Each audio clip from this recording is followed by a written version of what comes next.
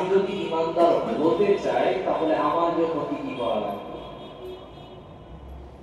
আল্লাহ পাক রব্বুল আলামিন তিনি জানাচ্ছেন সূরাতুল বাকারার একদম শুরুতে পবিত্র কোরআনকে আল্লাহ নাযিল করেছেন কিভাবে। এটা একটা গ্রন্থ নয়, এটা হলো মহাগ্রন্থ। এটা একটা বই নয়, এটা সমস্ত বইদের, যত রকম বই আছে পৃথিবীতে, যত রকম কিতাব আছে, পুস্তক আছে, প্রত্যেকটা বইয়ের ভিতরে ত্রুটি বিচ্যুতি ভুল সন্দেহ ভাজন বিষয় থাকতেই পারে। কিন্তু পবিত্র কোরআন চ্যালেঞ্জ করে বলছে যালিকাল কিতাবু লা রাইবা। আমি কোরআনের ভিতরে কোন রকম ভুল নাই। পবিত্র কোরআনটা এমন একটা কিতাব, এটা মানুষের কথা নয়। কারণ মানুষ মুখ দিয়ে কথা বললে ভুল হয়, মিথ্যা হয়, সত্য হয়, অসৎ হয়, মুনাফিকি হয়। মানুষের মুখের কথা দিয়ে দ্বিচারিতা হয়, মানুষের কলমের কালিতে দ্বিচারিতা হয়। পবিত্র কোরআন এসেছে কোথা থেকে? ফি লাউহি মাহফুজ।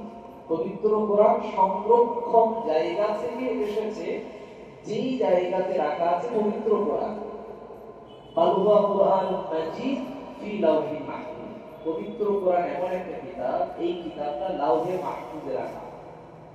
এই লাউহে মাহফুজে রাখা এই পবিত্র কোরআন, ওই সুরক্ষিত ফলকে রাখা যে কোরআন, ওই কোরআনের কথা, ওই কোরআনের লেখাটা সম্পূর্ণ কার মুখের কথা, কার জবানের কথা? এটা হলো শুধুমাত্র কালামুল্লাহ, আল্লাহর জবানের কথা, আল্লাহর কথা। অতএব মানুষের কথার ভিতরে কি হতে পারে? ভুল হতে পারে। কেন? মানুষ শব্দটা যদি বাংলা সন্ধি বিচ্ছেদ যদি করা হয়, মান যুক্ত হুশ, যার সম্মানেরও জ্ঞান আছে, আবার যার হুশেরও জ্ঞান থাকে না মাঝে মধ্যে, এটা মানুষ। আচ্ছা, এটা বাংলা শব্দ। দুই নম্বরে যদি মানুষের আরবি শব্দে যদি আসি, তাহলে কি শব্দ আছে? ইনসান। আমরা জানি না ইনসান শব্দ। এই ইনসান শব্দের অর্থের যে জায়গাটা, এই যে মূল ধাতু শব্দ, এই যে গোড়ায় যে শব্দটা, সেই শব্দটা কি? ইসিউন। ইসিউন মানে কি? ভুল করা। তার মানে কি? মানুষ জন্মই নিয়েছে, এই জন্মের পর থেকে কি করতে আছে? এই ভুল নষ্ট করতেই আছে। আমি যদি দেখি আদম হাওয়া আলাইহিস সালাম দুইজনকে যখন জান্নাতের ভিতরে রাখা আছে, তারা কি করেছে? ভুল করে শয়তানের ফাঁদে পড়ে হাওয়া প্রথমে কি করেছে? জান্নাতের নিষিদ্ধ ফল খেয়েছে। এবং জান্নাত থেকে তারা কি হয়েছে? ওই জায়গাতে তারা আল্লাহর কাছে আবার অনুতপ্ত হয়েছে। তবে মানুষ যে প্রকৃত মানুষ হবে, তার একটা বৈশিষ্ট্য কি থাকবে? সে ভুল করবে, কিন্তু ভুল করার পরে আবার কি করবে? অনুতপ্ত হবে, তওবা করবে। এর নাম কি?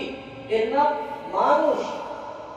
মান সম্মানেরও জ্ঞান থাকবে, আবার মাঝে মধ্যে সম্মানের জ্ঞান কি করবে? হারিয়ে ফেলবে, ভুলে যাবে সম্মানের জ্ঞান। এই জন্যই পরিষ্কার হিসাব যদি আমরা লক্ষ্য করি, আল্লাহ পাক রব্বুল আলামিন এটাই বলছেন, আমি আল্লাহর জবানের কথা ভুলও নাই, সন্দেহও নাই। আমি আল্লাহর মুখের কথা এর 2 পয়সা দাম না, 2 লাখ টাকা দাম না, 2000 কোটি দাম না। পৃথিবীর কোনো মূল্য আল্লাহর কথার সামনে নাই। পৃথিবীকে, পুরো পৃথিবীকে বিক্রি করে দিলেও আল্লাহর একটা শব্দের দাম নেই। সে আল্লাহ পাক রব্বুল আলামিনের পবিত্র কোরআন বলছে যালিকাল কিতাবু লা রাইবা। পবিত্র কোরআনের ভিতরে কোনো সন্দেহ নেই। এবার এই পবিত্র কোরআন কাদেরকে ডিরেকশন দেয়, কাদেরকে রাস্তা দেখায়, কাদেরকে ওয়ে দেখাচ্ছে, কাদেরকে? আল্লাহ বলেছেন হুদাল লিল মুত্তাকিন। এক নম্বরে পবিত্র কোরআনকে যারা মান্যতা দেবে, এদেরকে পবিত্র কোরআন কি করবে? রাস্তা দেখাবে। হুদা, হুদাল লিল মুত্তাকিন। কাদেরকে দেবে? যারা মুত্তাকি, তাকওয়া পরহেজগার। মুত্তাকি কারা? মুত্তাকির ব্যাখ্যা ওই আয়াতে পরে আল্লাহ আল্লাযীনা ইউমিনুনা বিল গায়ব। এটা আমি বললাম, যারা ইয়া আইয়ুহাল্লাযীনা আমানু, যারা ঈমানদার হতে চায়, তাদের কি করা আছে? এক, আল্লাযীনা ইউমিনুনা বিল গায়ব। এক নাম্বার হলো গায়েবের প্রতি বিশ্বাস রাখা। গায়েবে কি আছে? গায়েবে আল্লাহ। গায়েবে কি আছে? জান্নাত জাহান্নাম। গায়েবে কি আছে? কবর। গায়েবে কি আছে? এরপরে কবরের হিসাব নিকাশ, এরপরে কবরের পরের জীবন, তার মানে কিয়ামতের ময়দান। কিয়ামতের ময়দানে হিসাব নিকাশ হবে। হিসাব নিকাশের পরে আবার কি হবে? আল্লাহর সামনে সবকিছু বিচার ফায়সালা হওয়ার পরে জান্নাত অথবা জাহান্নাম। তো এই পরিপূর্ণ বিষয়টার প্রতি বিশ্বাস রাখতে হবে। এটা হলো কি? এটা হলো গায়েব। এবং আর একটা প্রতি বিশ্বাস রাখতে হবে কি? যে ভালো মন্দ সবকিছু হয়, এটা সবকিছু ক্ষমতা, এটা সবকিছু জ্ঞান রাখে কে? আল্লাহ। আমার জীবনে যে ভাগ্য পরিবর্তন, আমার জীবনে যে সুন্দর ভাগ্য আসবে, সৌভাগ্য আসবে, আমার জীবনের ভিতর বিপদ বালা মুসিবত আসবে, এ সম্পর্কে পরিপূর্ণ জ্ঞান রাখে কে? আল্লাহ। আমরা অনেকে মনে করি কি জানেন, যে আল্লাহ দেখে দেখে আমার ব্যবসাটাই লস করাবে, আল্লাহ দেখে দেখে আমারই ডুবে গেলে, যে আমার একেবারে বিপদের ভিতরে ফেলে দেওয়া। এটা আমরা কি করি? আমরা যখন সাকসেস হই তখন আল্লাহকে আমরা ক্রেডিট দিই না, আর যখন আমরা বিপদে পড়ি, আমরা যখন খারাপে পড়ে যাই, তখন কি করি? পুরো ক্রেডিটটা আল্লাহর উপরে চাপাই।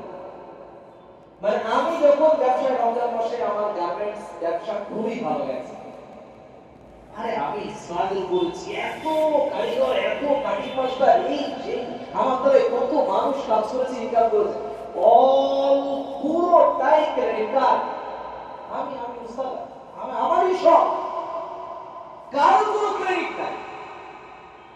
আর এইটা যখন আমি মাল বিশাল 2 মাস 3 মাস আগে থেকে বিশাল বাজেট করে সব লাগিয়ে দিলাম, লাগানোর পর বিক্রি হলো না, এরপরে কি দোষ কার?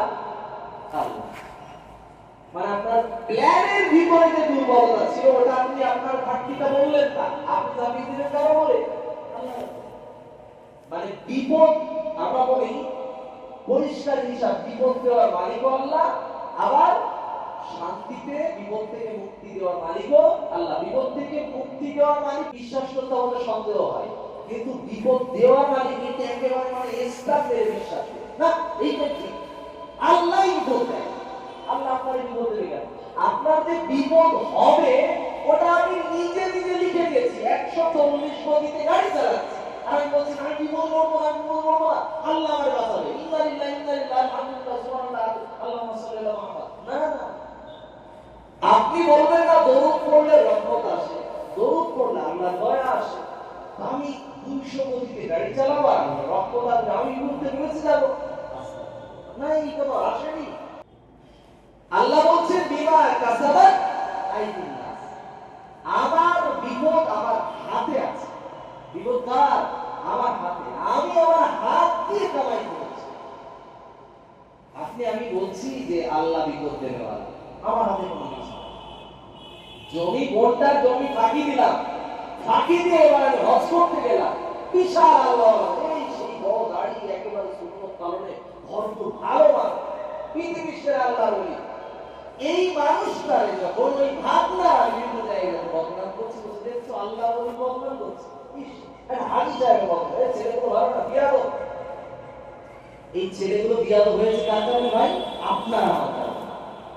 আপনার মতো আল্লাহর অনেক দরকার নাই, এই আল্লাহর অনেক সেদিন আপনার মানুষের হক মানুষকে দিতে হবে, তারপরে কি আল্লাহ বলে দেবে। আমি বোঝাতে চেয়েছি বিমা কাসাবাত আইদিন নাস, জমিনে ভূমিকম্প হয়েছে, আল্লাহ দোষ দিয়ে দিলাম। আরে ভাই, আপনার আমার বিষয় নিয়ে আমল নামাকে চিন্তা করুন, ভূমিকম্প কেন আসে, এর মূল জায়গায় খুঁজতে হবে। ভূমিকম্প কেন এসেছে? আমরা রাতের আধারে অশ্লীল হয়ে যাচ্ছি। আল্লাহ রাতটাকে দিয়েছেন ওয়াজআলনাল লাইলা লিবাসা, রাতটাকে আল্লাহ দিয়েছেন লিবাস হিসাবে। আমি কি বলেছি না খেলাধুলা, না না না, রাতে ঘুমানো যাবে না, রাত 2টা 3টা পর্যন্ত কি করতে হবে? খেলাধুলা করতে হবে, আড্ডাবাজি করতে হবে, রাস্তায় ঘোরাফেরা করতে হবে, হয় না? আল্লাহ মানুষের উপরে কোনো গজব চাপিয়ে দেয় না, জোর করে দেয়, এটা নাম আল্লাহর দয়া। আল্লাহর রাগের থেকে আল্লাহর দয়া বেশি, আল্লাহর রাগের থেকে আল্লাহর দয়া বেশি। অথচ আমরা আল্লাহকে মনে করি না আল্লাহ রাগী, আল্লাহ রাগী না। আল্লাহ বলছেন যারা ঈমানদার মুত্তাকি হতে চায়, কি কোয়ালিটি লাগবে? 1 নাম্বার হলো কি? ভালো মন্দের প্রতি বিশ্বাস রাখতে হবে। 2 নাম্বার আল্লাহর প্রতি বিশ্বাস রাখতে হবে। 3 নাম্বার কবরের প্রতি বিশ্বাস রাখতে হবে, হিসাব নিকাশ হবে। এরপর জান্নাত জাহান্নামের প্রতি বিশ্বাস রাখতে হবে। এরপরে ফেরেশতারা আছে আল্লাহর সৃষ্টি হিসাবে। এরপরে আল্লাহ পাক রব্বুল আলামিন পৃথিবীতে অনেক নবী পাঠিয়েছে, এগুলো প্রতি বিশ্বাস করতে হবে। এগুলো সব কি গায়েবের প্রতি বিশ্বাস। এবং আল্লাহ যত পৃথিবীতে কিতাব পাঠিয়েছে এগুলোর প্রতি বিশ্বাস স্থাপন করতে হবে। এবারে আসেন, আল্লাযীনা ইউমিনুনা বিল গায়বি ওয়া ইউকিমুনাস সালাহ। গায়েবের প্রতি বিশ্বাস রাখার পরে শুধু বিশ্বাস মনে মনে রেখে দিলাম, বাকি আর কিছু লাগবে না। অন্তরে সব নামাজ হবে, অন্তরে জিকির হবে, অন্তরে কোরআন পড়া হবে, অন্তরে সব নামাজ কালাম কিচ্ছু লাগে না। কিছু মানুষ আছে না আমাদের মুসলমানদের, এই পবিত্র কোরআন কি বলা যাবে? মুত্তাকি কারা? যারা এই দাবি করে যে নামাজ কালাম সব অন্তরে হয়, কলবে কলবে সব মিলে যাবে, আর কিছু করা লাগবে না। আল্লাহর কোরআন কি বলে? আল্লাযীনা ইউমিনুনা বিল গায়ব। এক নম্বরে নামাজ, এক নম্বরে গায়েবের উপর বিশ্বাস। বিল গায়বি ওয়া ইউকিমুনাস সালাহ। এরপরে কাজে পরিণত করতে হবে। কাজে পরিণত কি? এক নাম্বার কাজ, এক নাম্বার কর্ম হলো কি? নামাজ পড়তে হবে, নামাজ কায়েম করতে হবে। আমাদের অনেক যারা রোজাদার আছে তারা আমাদেরকে প্রশ্ন করে, হুজুর এই নামাজ না পড়লে রোজা হয়? প্রশ্নটা খুব সুন্দর। নামাজ না পড়লে রোজা হয়ে যাবে এই কথা সত্য। খেয়াল রাখবেন, নামাজ না পড়লে রোজা হয়ে যাবে এই কথা সত্য, কিন্তু খেয়াল রাখবেন যে লোকটা নামাজ পড়ে না তার নাম মুনাফিক। আর নামাজ না পড়লে রোজা আদায় হয়ে যাবে, কিন্তু নামাজ না পড়লে গ্যারান্টি জাহান্নামে যাবে। কোনটা রাখবে না? রোজা আদায় হওয়া লাগবে, সাময়িক না জান্নাত যাওয়া লাগবে। কোনটা? জান্নাতে যাবে, জান্নাতে যাবে। তাই নামাজ পড়ছি না তো আলহামদুলিল্লাহ, কোন সমস্যা নাই, নামাজ পড়েন না ভাই, রোজা হয়ে যাবে, কোনো সমস্যা নেই, নামাজ পড়তেই হবে না। একদম বেদাতে লিখে দিলেন, এই ওয়াক্তটা ইচ্ছা করে ছেড়ে দিলাম, আল্লাহ আমি জাহান্নামের সার্টিফিকেট দিয়ে ইসলামে নিয়ে নিলাম, জাহান্নামে যাও ভালো, দেখেন নামাজ পড়ো। রোজা আদায় হওয়া জিনিসটা আলাদা, আর নামাজ পড়ার বিষয়টা আলাদা। আমরা খেয়াল রাখবো, আল্লাহ বলছেন ওয়া ইউকিমুনাস সালাহ ওয়া মিম্মা রাযাকনাহুম ইউনফিকুন। আল্লাহ আমাকে আপনাকে যে মাল দিয়েছে, সম্পদ দিয়েছে, এটা জায়গা মতো খরচ করতে হবে। আল্লাহ বলছেন ওয়া মিম্মা রাযাকনাহুম, আমি আল্লাহ যে রিজিক দিয়েছি, আমরা বলেছি মানে আমি স্ট্রাগল না, আমি স্ট্রাগল করেছি তাই এসেছে মাল, এত সম্পদ হয়েছে, এমনি হয়েছে।